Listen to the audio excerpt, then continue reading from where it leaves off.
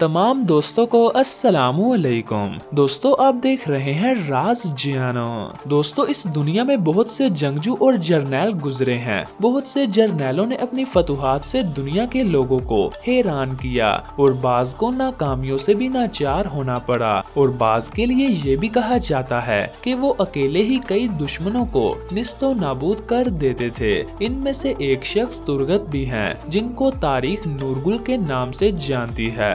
दोस्तों ये बहादुर सिपाही तुर्कों के काई कबीले के अजीम लीडर अर्तुगरुल गाजी के काबिले इत्तेमाद साथी और दोस्त थे। तुर्गत को तुर्की की तारीख में एक बहुत ही बड़े और जाने माने जंगजू की तरह याद किया जाता है। दोस्तों तुर्गत का एक बेटा था जिसका नाम अलियास था। तुर्की में एक मस्जिद इनके बेटे के नाम से मंसूब है। दोस्तों अर्तुगरुल गाजी की वफात के बाद तुर्गत सल्तनत उस्मानिया के बानी यानी अर्तुगरुल गाजी के बेटे उस्मान गाजी के भी वफादार रहे। दोस्तों बचपन में ही मंगोलों ने तुर्गत के वालिदैन को शहीद कर दिया और इनकी बीवी को भी जला दिया। इनका हथियार इनका मशहूर कुल्हारा था। वो वाहिद जंगजू थे जिन्होंने तैगो सिना की बजाय कुल्हारे को अपनाया। दोस्तों तुर्गत को इब्तदाई अदवार में सबसे पहले सलेबियों ने कैद किया और इन पर बेतहाशा जुल्म ढाए कि किसी तरह इनको ईसाई बनाकर सलेबी फौज का सिपासालार बनाया जाए, मगर दुनिया की कोई भी ताकत इन्हें अपने ईमान से न फेर सकी। दोस्तों तुर्गत ने तलवार की बजाय कुल्हारे को अपनाया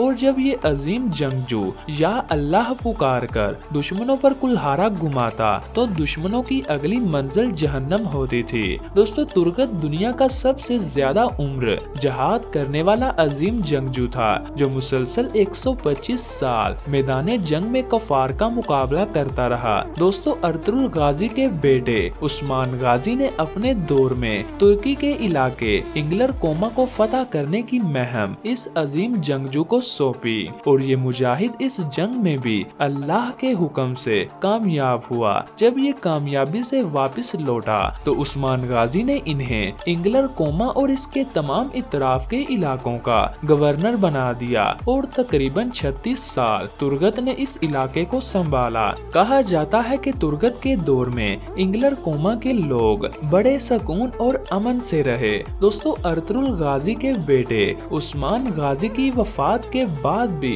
तुर्गत अर्तुगरुल गाजी के पोते सुल्तान उरहान गाजी की भी हमायत करते रहे और कई जंगों में इनके साथ लड़ते भी रहे। दोस्तों तुर्गत उस वक्त शहीद हुए जब वो उरहान गाजी के साथ इद्रानुस नामी किले को फतह करने के लिए जंग पे थे कि इनको शहादत का मर्तबा हासिल हुआ। दोस्तों कहते हैं कि जब वो शहीद हुए तो इनकी मशहूर मारूफ कुल्हारी इनके हाथ में थी।